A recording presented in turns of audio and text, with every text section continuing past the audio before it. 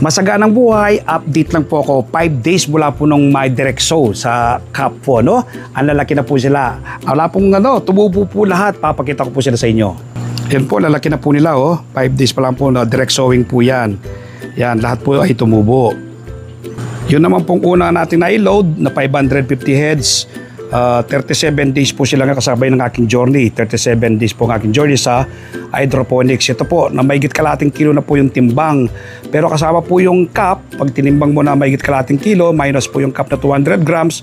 So mahigit 300 grams na po ang timbang ng bawat isa sa ating mga tanim na lettuce dito po sa ating Smart Balcony Garden. Maliit lang space, pagkasya po natin ng 550 heads. May tinatarget lang po akong date, i-dispose ko na po lahat yan. Nakaba 180 na tayo. Sa mga gusto pong magpa-customize ng greenhouse, i-text nyo po ako sa 0917-867-5197. Text lang po, dadalhin ko po kayo sa tamang tao.